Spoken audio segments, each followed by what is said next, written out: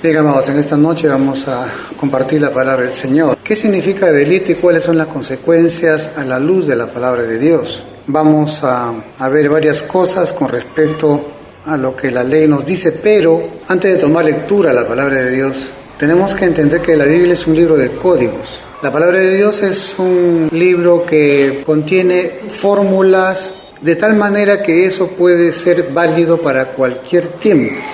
No solamente para los tiempos antiguos. Cada frase, cada mandamiento tiene un significado profundo en el mundo espiritual. Por lo tanto, todas las cosas que se hacen tienen una explicación. Y en este caso vamos a compartir la palabra y nos vamos a encontrar con varias sorpresas que es importante que nosotros lo tomemos como una relevancia. En Levítico capítulo 6, verso 1 dice: habló Jehová a Moisés diciendo, cuando una persona pecare e hiciere prevaricación contra Jehová. Prevaricación contra Jehová. Y en los sinónimos que hay de prevaricación es delito, infracción, ¿qué más? Falta, transgresión, ilegalidad, estafa, abuso, infidelidad, deslealtad, fechoría, culpa, fraude, dolo, falsificación, robo, hurto, malversación, desfalco, soborno, ofensa, calumnia, falsedad, traición, y los sinónimos continúan. Algunos de nosotros hemos hecho algo de eso, entonces le interesa a usted saber qué es lo que va a pasar con todo lo que hemos hecho. Cuando una persona pecare e hiciere prevaricación contra Jehová, ya hemos visto los sinónimos, y dice, y negare a su prójimo lo encomendado o dejado en su mano, o bien robare o calumniare a su prójimo, o habiendo hallado lo perdido, después lo negare, y jurar en falso en alguna de todas aquellas cosas en que suele pecar el hombre. Entonces, habiendo pecado y ofendido, restituirá aquello que robó, o el daño de la calumnia, o el depósito que se le encomendó, o lo perdido que halló. Todo aquello sobre que hubiere jurado falsamente, lo restituirá por entero a aquel a quien pertenece y añadirá a ello la quinta parte en el día de su expiación. O sea, vas a pagar un impuesto del 20% adicional a todo lo que tienes que devolver. Aquí quiero hacer una pequeña pausa. ¿Continuamos o ya la etapa está usted ya sintiéndose mal ya? Por si acaso, este no es un mandamiento de Moisés. Es Dios que le dice a Moisés, mira todo lo que le va a pasar a todos los que hacen estas cosas. Todo lo que hace usted, todo lo que hago yo. ¿Cuáles son las consecuencias? Vas a pagar todo, vas a restituir todo y encima todavía un 20% vas a pagar de interés. 6. Y para expiación de su culpa, traerá a Jehová un carnero sin defecto de los rebaños, conforme a tu estimación, y lo dará al sacerdote para la expiación. Y el sacerdote hará expiación por él delante de Jehová y obtendrá perdón de cualquiera de todas las cosas en que suele ofender.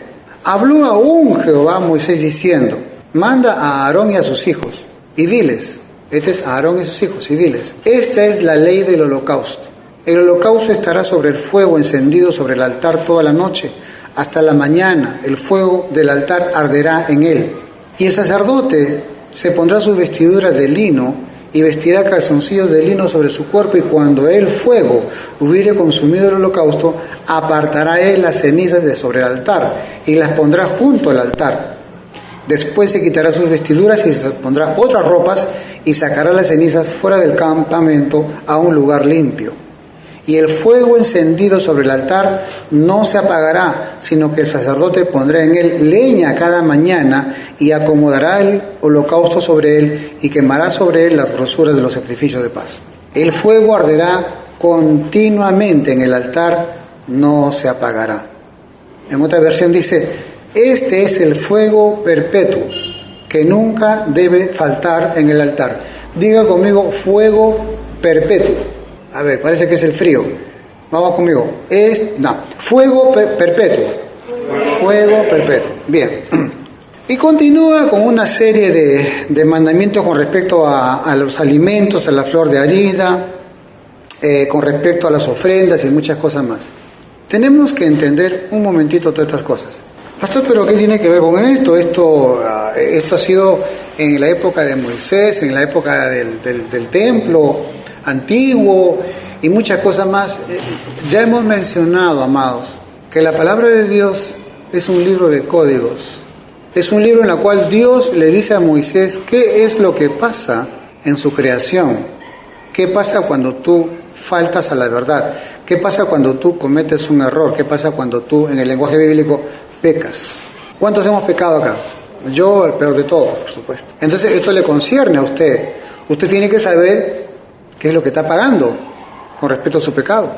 ¿Cuántos quieren saber cuál es la lista de la sunat de Dios para ver cómo vamos a pagar los pecados? Fíjese que la ley del Señor dice que todo lo que tú hagas, toditito lo vas a pagar. O dicho de otra manera también, todo lo que te hagan a ti, todo lo que te quitan, se te será devuelto. Pero todo lo que tú quitas, también se te quitará. Y encima todavía vas a pagar el 20% de interés. Aquí el Señor, es bueno decirle a los que están escuchando que este no es un atentado terrorista, sino solamente son los cuetecillos que están haciendo por alguna deidad extraña por ahí, ¿no? A veces no saben, pastor, qué pasa. Hay guerrilla en el Perú, me dicen, no, son cuetones que por los ídolos que están ahí adorando. ¿Qué pasa cuando cometemos delito, infracción, violación, falta, transgresión, hurto, malversación, desfalco, mentira, ofensa, soborno, calumnia, infidelidad, deslealtad? ¿Qué pasa cuando esas cosas que hemos hecho creemos que hay impunidad, creemos que nadie lo vio? No, hermano, acá dice que Dios le dijo a Moisés, mira lo que le pasa a todos aquellos que hacen estas cosas. Y todavía encima dice acá en el verso 3, en alguna de todas aquellas cosas en que suele pecar el hombre. Es Dios quien está hablando ahí, no Moisés. Es Dios quien está diciendo ahí todas aquellas cosas en las cuales nosotros tenemos que restituir antes de que te vayas de esta hermosa tierra. Así que dígale que está a su costado, vas a restituir todo. Gloria a Dios. Gloria a Dios. Mire, ve, vas a restituir todo. Y viene con un mensaje subliminal de parte de Dios. Hasta ahí todo está bien, pero el tema, ¿sabe cuál es?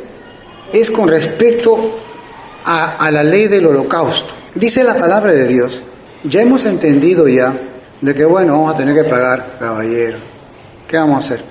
Pero no es eso solamente, sino que también dice acá, en el verso 6, y para expiación de su culpa, traerá a Jehová un carnero sin defecto de los rebaños, y lo dará al sacerdote. O sea, está hablando de que el efecto de que tú vas a devolver, el efecto de que tú vas a pagar por lo que has hecho, eso implica, amado hermano, un sacrificio. Es el carnero. Es un sacrificio en la cual el animal, siendo inocente, va a pagar por tu culpa. Pero no significa que el animal que va a ser sacrificado, él va a tener que pagar lo que tú debes. No, tú vas a pagar lo que tú debes. Lo que va a ocurrir ahí es de que el animal va a cubrir tus pecados con respecto a la vida eterna. Está hablando ahí de lo temporal y lo eterno. El animal cubre los pecados si te arrepientes y eres capaz de restituir, para que de esa manera, pues, en la vida eterna no te pase nada. Cuando uno reconoce sus errores, sí, yo reconozco que he pecado, sí, pero ahora vas a pagar. Luego del pago o del compromiso de pago, viene el asunto del holocausto. ¿Qué es el holocausto? Es ese animal que va a ser sacrificado por ti y por mí. Bueno, ese Cordero de Dios que quita el pecado del mundo, ¿cómo se llamó? ¿Y cómo se llama? Jesucristo. Bien, por eso que esto tenemos que verlo desde el contexto en el cual fue escrito originalmente. La Biblia dice, aquel que se arrepiente y se aparta, alcanzará misericordia. Bien, ¿qué significa eso? Yo me arrepiento y considero que tengo que pagar todo lo que debo. Considero que debo de pagar todo lo que debo. Muchos de nosotros vivimos pensando de que todo es gratis, y eso no es así. Hasta respirar nos cuesta. Cuando vienen a cortarte la luz y no pagas 1, 2, 3 meses el agua, lo que sea, y vienen y te cortan, Señor, ¿pero por qué me corta? Porque usted no ha pagado. Yo no sabía que se pagaba, se tiene que pagar. Esa es la ley de la tierra. Muchas cosas, amados hermanos, no somos conscientes de que tenemos que pagar. Con el sudor de nuestra frente tenemos que comer el pan. Hablábamos sobre un ejemplo. ¿Qué pasa si un día lo llevan a usted a las Bahamas, a un hotel 5 estrellas, y usted pues desayuna en la cama, almuerzo, cena, paseos y todo pagado? 1, 2, 3, 4, 5, 6 meses, toda la temporada ahí, y todo gratis. ¿Y cuál sería la pregunta que nos embarga con respecto a ese beneficio? ¿Quién paga todas estas cuentas? ¿No es cierto? Bueno, eso es lo que sucede cuando venimos a la tierra y Dios nos da absolutamente todo. Dios nos permite tener absolutamente todo, la vida, etcétera, etcétera. ¿Y cuánto nos cuesta eso? Dios es quien lo paga. Pero hay dos maneras de pagar. La primera es que Dios te lo pague, como se dice, y la segunda es que tú trabajes para Dios, que tengas tu sueldo para Dios por tu obediencia.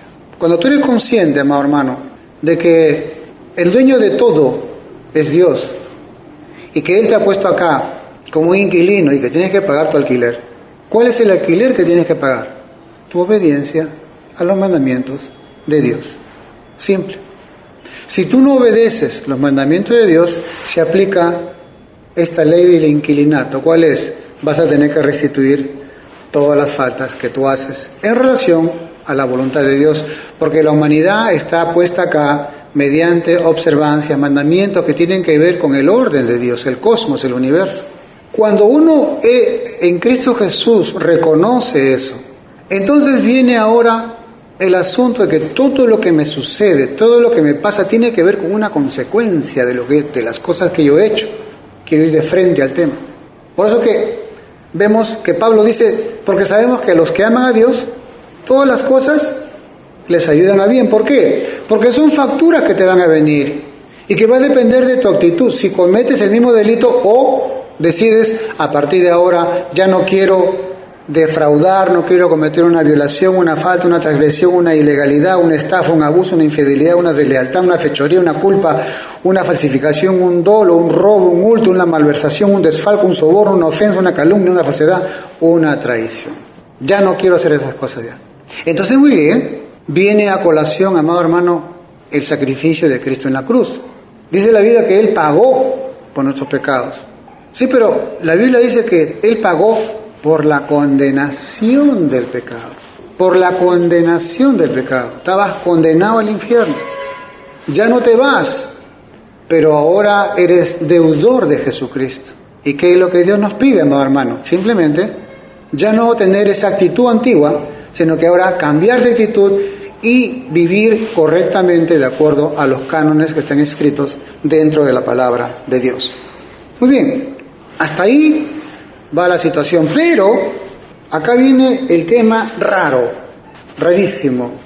En el Levítico capítulo 6, verso 13, está hablando ahí de la ofrenda del holocausto, en la cual el Señor manda a Aarón y a sus hijos para que el holocausto a la víctima sea quemado totalmente.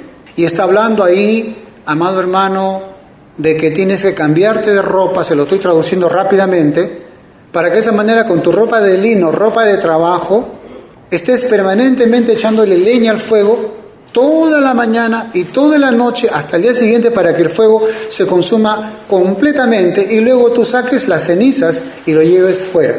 Y resulta extraño para nuestra cultura, para nuestra forma de pensar, pero repetimos, es un libro de códigos, un libro en el cual te está diciendo, mira, para descifrar esto, ¿qué es lo que estás quemando? Lo que estás quemando es tu vieja naturaleza.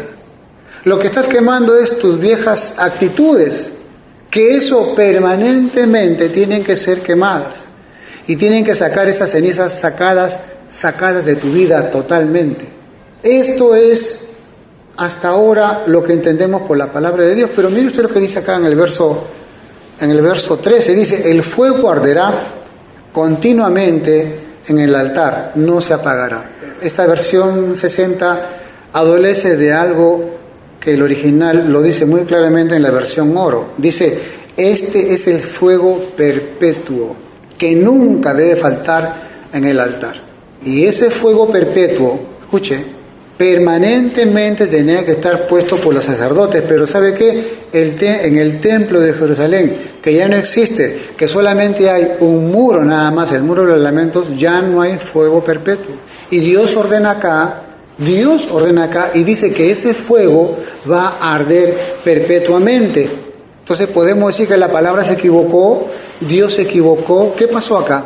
Bueno, ya en Jesucristo se nos aclara, amado hermano, que Dios ya no habita en templos hechos por manos de hombres, sino que habita en nuestro corazón. Pregunta, entonces, ese fuego eterno, ¿dónde está ardiendo, quemando el holocausto, sacando las cenizas, quemando la vieja naturaleza? ¿Dónde está ardiendo?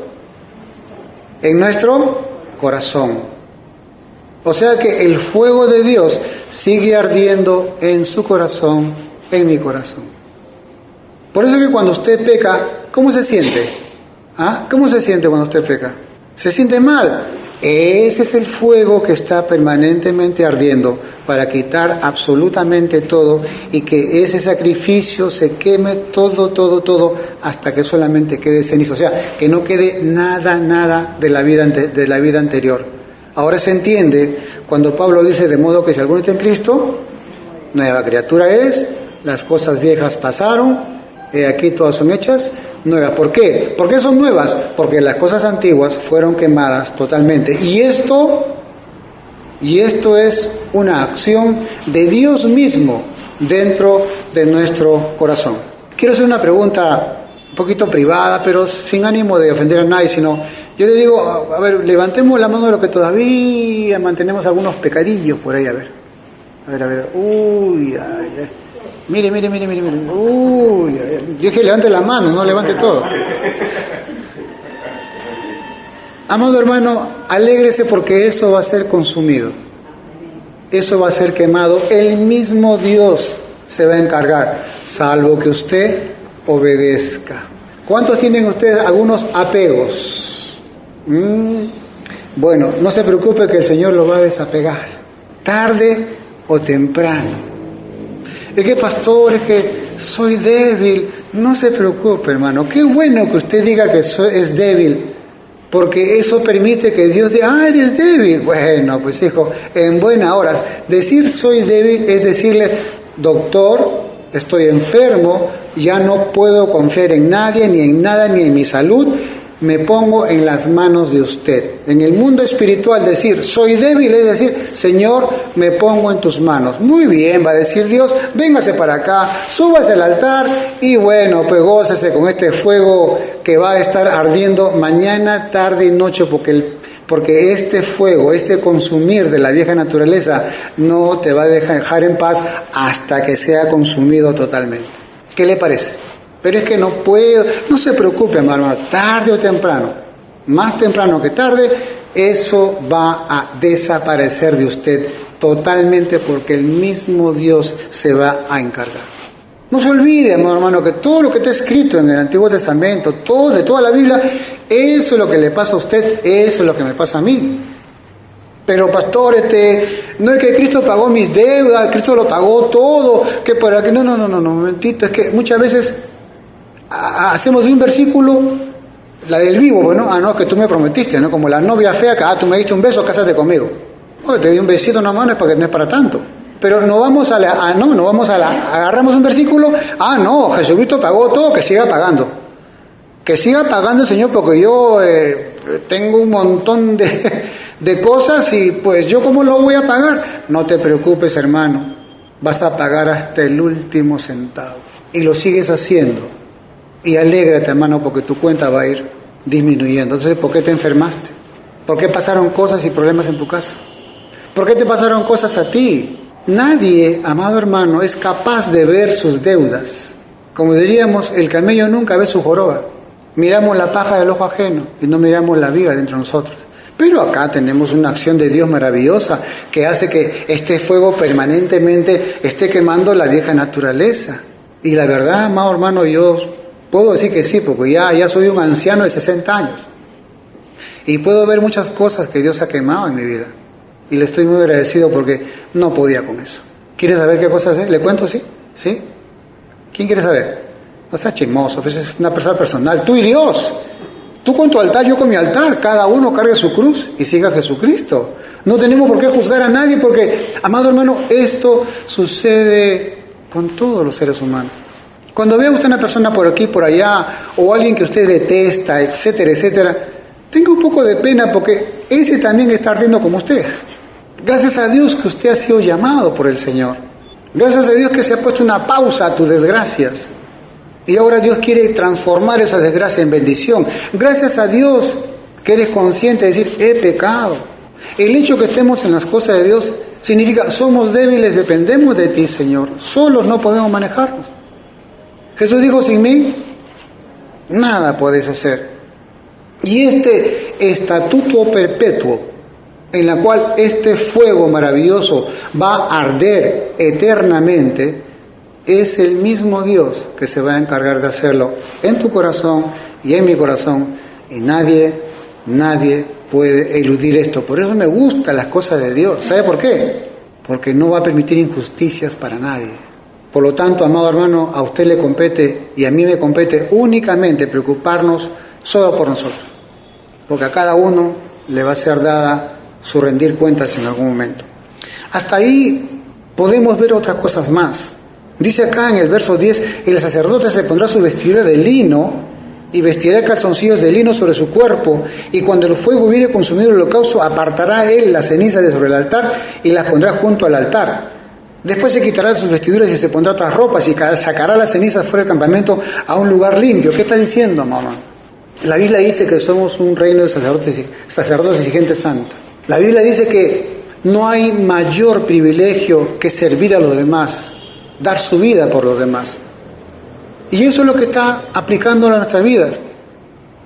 Va a haber situaciones en las cuales tú vas a ver el pecado de otro, las cenizas de otro, y vas a tener que bajarte de tu nube de hija de Jehová, ¿cómo se llama? La señorita de las nieves, o no sé qué título te quieras poner, para poder servir a los demás. Te vas a ensuciar con los demás, pero lo que vas a hacer es para ti y para nadie más, quitar las cenizas, ministrar, poder ayudar a los demás. Te van a preguntar cosas, pero que solamente va a quedar en el altar tuyo. No vas a dejar que tu altar sea un programa de televisión para que todo el mundo lo vea. Hay cosas que deben de quedar en ti y nada más. Y si vas a ayudar a alguien, ahí que quede. Vas a tener el privilegio de sacar la ceniza de su vida, pero ahí que quede. No tenemos por qué estar hablando de nadie ni de nada, amado hermano. Esas son las oportunidades que Dios nos da. Tenemos dos vestiduras, las sacerdotales y, como no, y también las de lino, la de trabajo. Cuando tú vas a predicar, a compartir, a ministrar, cuando vas tú a hablarle a las personas de Jesucristo, ellas te van a contar, mira esto, ¿qué puedo hacer así, así? Y tú tienes que apoyar y ayudar a esa gente. ¿Para qué? Para que en ese altar de fuego sea consumido todo eso. Y tú, callarte la boca. Solamente esa es una acción de Dios nada más. Hay mucho que hablar sobre esto. Habla, por ejemplo, con respecto a la flor de harina, o sea, el afrashá jalá, que viene a ser la bendición del pan. Esto es maravilloso, amado. Dice acá que los hijos de Aarón y su descendencia. ¿Quiénes son los hijos de Aarón y su descendencia? Aquellos que fueron escogidos para el ministerio, para el sacerdocio. El Señor Jesucristo te escogió a ti para el ministerio, para el sacerdocio. Acá tiene que ver con todos aquellos llamados por el Señor Jesucristo, por el Mesías, por el Redentor. No te llamó cualquiera, hermano. Te llamó el mismo Mesías, el mismo Redentor, con esa función de redención, de apoyar, de ayudar a los demás. Te llamó para que tengas un privilegio para poder trabajar para su reino. ¿Y a qué se dedica su reino? A la redención. Tú tienes que predicar la redención, el perdón de pecados.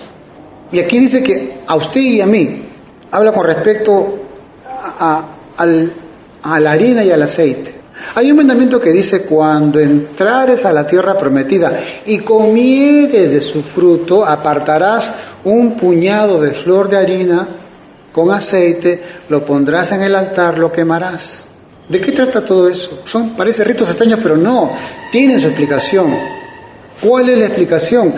Cuando el pueblo de Dios llegó frente a la tierra prometida, Dios mandó a 12 príncipes, 12 superinteligentes, hombres sabios, científicos, jóvenes, para que puedan analizar el asunto y puedan, de qué estrategia tienen que hacer ellos para tomar la tierra prometida. Para tomar la tierra prometida, es tu tierra, es mi tierra.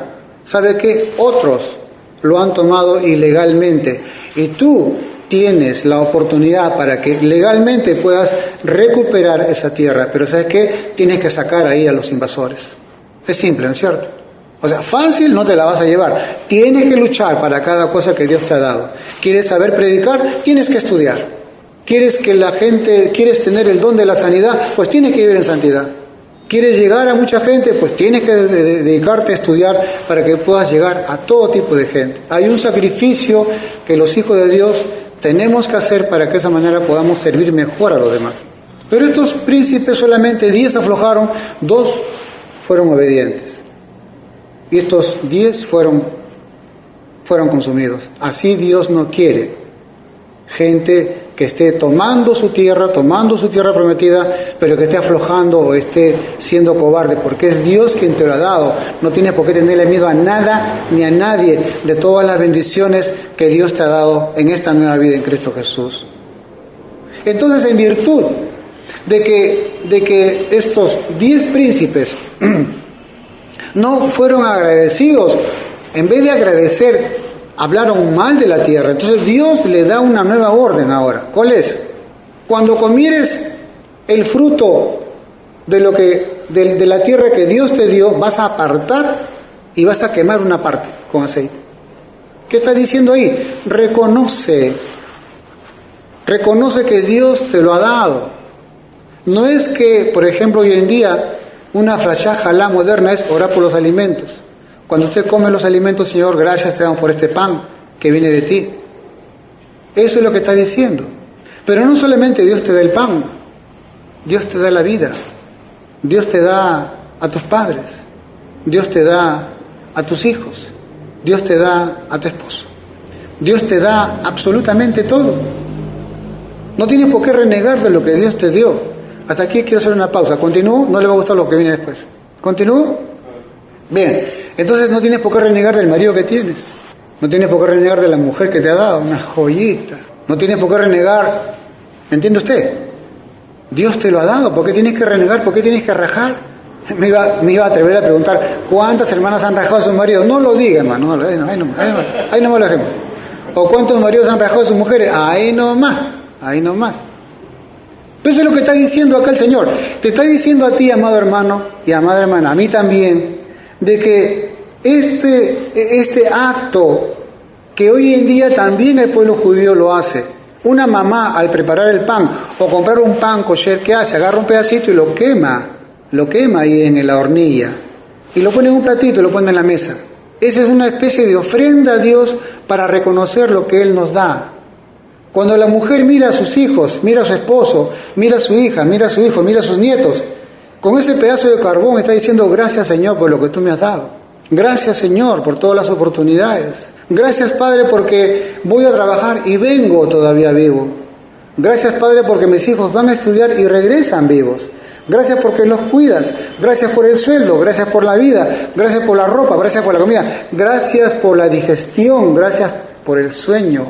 Cuántas cosas hay que agradecerle a Dios, amado hermano. Y que muchas veces, como en mi caso, por no agradecer a Dios, no agradeces todo lo que tengo, te lo quito todo, para que puedas tú apreciar lo que Dios te ha dado, para que puedas tú darle un holocausto pequeño al Señor. Por eso es que en el pueblo judío todo es visible, todo tiene un símbolo para que no nos olvidemos de lo que Dios nos da, de las grandes cosas que Dios nos da, amado hermano. Dice acá que esta harina, una vez que haces el holocausto, dice, y el sobrante, 16, lo comerán Aarón y sus hijos. Sin levadura se comerá en lugar santo, en el atrio del tabernáculo de reunión lo comerán. No se cocerá con levadura, la he dado a ellos por su porción de mis ofrendas encendidas. Es cosa santísima, como el sacrificio por el pecado y como el sacrificio por la culpa. Todos los varones de los hijos de Aarón comerán de ella. Estatuto perpetuo será para vuestras generaciones tocante a las ofrendas encendidas para Jehová. ¿Qué está diciendo ahí, amado hermano? El papá tiene que, en los momentos de que la familia se reúne para comer, tiene que agradecer. Este agradecimiento tiene que ver, amado hermano, con un símbolo. ¿Cuál es?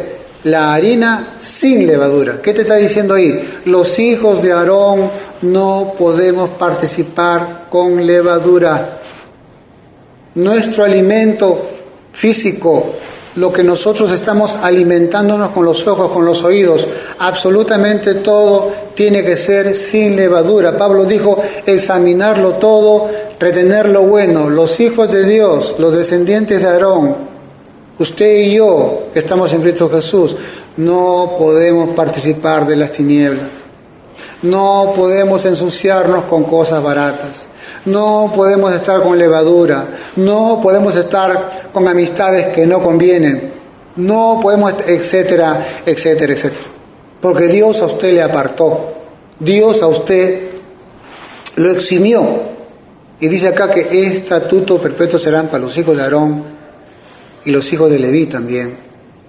Acá lo maravilloso del caso es que cuando el sacerdote presenta una ofrenda y tú quieres hacer esa ofrenda a Dios, dice acá en el verso 23, toda ofrenda del sacerdote será enteramente quemada, no se comerá.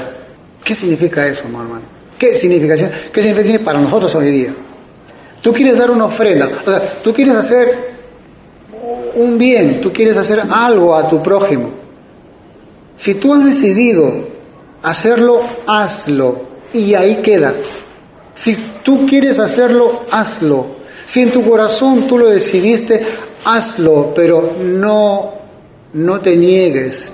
Si tú decidiste, un ejemplo, voy a dar mi casaca al hermano tal, y le encontraste al hermano, te trató mal, entonces dices, bueno, porque me trató mal, no le voy a dar. No es así. Si tú le dijiste, se le vas a dar, dalo y punto. Si en tu corazón tú dijiste, voy a dar, dalo, ahí se consumirá. No te quedará nada para ti. Eso es lo que yo quiero que usted entienda, amado hermano. Porque muchas veces queremos dar de acuerdo a nuestro corazón, si me cae bien, si me cae mal, o si me da lástima. Y eso no es así. Dios pone en nuestro corazón. Si usted quiere dar, délo, pero no ponga requisitos en nada. ¿Por qué? Porque esa ofrenda encendida para Dios, es Dios quien está mirando tu corazón. Dios pone en tu corazón a hacer algo por un bien por los demás. Y en el camino, no, mejor le doy a mi amigo, mejor le doy acá, mejor le doy allá. Entonces Dios te va a decir, bueno, si tú das a quien tú quieres, tampoco no te doy a ti, mejor le doy a tu semejante. Así de simple. Por eso muchos nosotros perdemos muchas bendiciones. ¿Por qué? Porque no somos directos en esta situación. Las decisiones las torcemos de acuerdo a cómo la carita me ponen, y eso no debe ser así. Eso es lo que quiere decir esta enseñanza maravillosa. Esta es la ley del sacrificio expiatorio. En el lugar donde se degüella el holocausto, será degollada la ofrenda por el pecado delante de Jehová. Es cosa santísima. Cualquier cosa que queramos hacerlo, hagámoslo ahí mismo y ahí se acabó. Se hizo el holocausto, se quemó, usted lo dio y se olvidó del tema sin esperar nada a cambio. ¿Por qué? Porque usted hizo ¿para quién? Para Dios, hermano. Para Dios. ¿Cuántas veces, cuando era yo un simple creyente nada más, hombres de Dios, mujeres de Dios, caramba, qué tremenda prédica, qué tremenda enseñanza, ¿no? Y yo me acuerdo que en esas épocas trabajaba en el banco y tenía en mi bolsillo de mi saco un sobre con plata. A veces era la quincena. Y yo no tenía ningún reparo en ir al siervo de Dios, amado hermano, recibe este sobre. Realmente sus palabras han sido mucho tesoro y lo que le doy no es nada comparado al beneficio que me va a causar y que me causa su palabra. Muchas veces lo he hecho y con mucho cariño. Y créanme, amados, que puedo decir ahora en mis 60 años que eso se ha repetido muchas veces en mi vida. Y agradezco a Dios porque, ¿sabe qué? Se sigue repitiendo. Se sigue repitiendo y se sigue repitiendo. Por eso es importante que los hijos de Dios entiendan que nuestra actividad, nuestra vida está siendo vista por Dios. ¿Por qué? Porque somos el altar de Dios. Somos el altar. No somos ya paganos, que antes estábamos en la oscuridad y pensábamos que nadie nos veía. No, ahora estamos a la luz. Y todo lo que deseamos, pensamos o sentimos, Dios nos está viendo. Seamos conscientes en ello. Si Dios te trajo un beneficio para algo específico, eso es lo que tienes que hacer. No hagas otra cosa más de las cosas que tienes que hacer. Por eso la palabra dice que vuestro hogar sea sí, sí y no, no, porque lo demás es del diablo. Es para equivocarse, amado. Hay mucho más todavía. Fíjese, en el 26 dice: el sacerdote que la ofreciere por el pecado la comerá. Está hablando de la carne del sacrificio. En lugar santo será comida, en el atrio del tabernáculo de reunión. Todo lo que tocare su carne será santificado. Y si salpicare su sangre sobre el vestido, lavarás aquello sobre que cayere en lugar santo. Y la vasija de barro en que fuere cocida será quebrada. Y si fuere cocida en vasija de bronce, será fregada y lavada con agua. Todo varón de entre los sacerdotes la comerá, es cosa santísima. Mas no se comerá ninguna ofrenda de cuya sangre se metiera en el tabernáculo de reunión para hacer expiación en el santuario, al fuego será quemada. Se lo traduzco rápidamente. Hay muchas cosas, amados, que se hacen en el santuario, en el lugar santísimo. Hay muchas cosas que se hacen en el atrio. No mezclar las cosas. Hay cosas que son privadas. Cuando alguien te dice, quiero hablar contigo, mira, me pasa algo, eso es el lugar santísimo. Nadie tiene por qué enterarse. Hay cosas que lo hacemos en reunión, hay cosas que lo hacemos en una manera en la cual todos somos testigos. Bueno, sí, pero hay muchas cosas en las cuales lo privado es en el lugar santísimo. Ahí queda, ahí se quemará, ahí quedará, amado hermano. No confundir las cosas. Nuestro accionar como hijos de Dios, pues a veces la boca nos gana, porque confundimos esta tremenda unción que Dios nos da para poder discernir, para poder hablar, para poder predicar. Pero eso tenemos que nosotros, como dice acá el texto, discernir si es en el atrio afuera o si es en el lugar santísimo. Y no especular sobre eso. Muchas veces decimos, uy, tengo que contarte algo, pero mejor no lo digo. ¿Para qué lo dices? Se te muere la boca por hablar. No lo digas. Hay cosas que no se deben de decir. ¿Cuánto nosotros, por la boca, hemos pecado y hemos hecho cosas, dicho cosas que después nos hemos lamentado? Yo soy uno de los primeros. Por eso es que ahora, cuando me preguntan algo o me dicen algo, yo discierno, el lugar santísimo o el atrio. No, son cosas de atrio, sí te puedo contar. El lugar santísimo no te puedo contar. Pero por favor, dime acá, son cosas que no te puedo contar. Son cosas del Orinoco. ¿Cómo es? Que tú no sabes, ni yo tampoco. Usted como sacerdote tiene ese privilegio, pero también tiene esa responsabilidad, hermano, de poder llevar la ofrenda, quemarla y sacar las cenizas. Y de esa manera que sea el mismo Dios que se encargue. Porque van a venir a preguntarte, van a venir a consultarte. Y lo que tienes que hacer de ahí es no hacerlo público, sino solamente en forma privada con Dios. Sobre esto hay mucho, pero solamente quedamos en esto nada más. ¿Cuál es?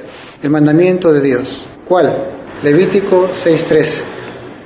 Este es el fuego perpetuo que nunca debe faltar en el altar. Y ese fuego perpetuo tiene que ver con el holocausto.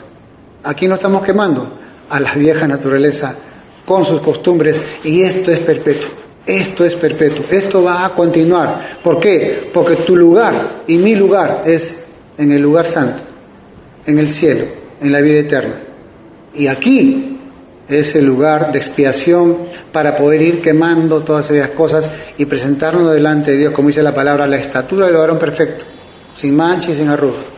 Y damos gracias a Dios por ese tremendo accionar, que pensábamos que en el altar antiguo se hacía, no, se hace actualmente, se hace en tu corazón y se hace en mi corazón.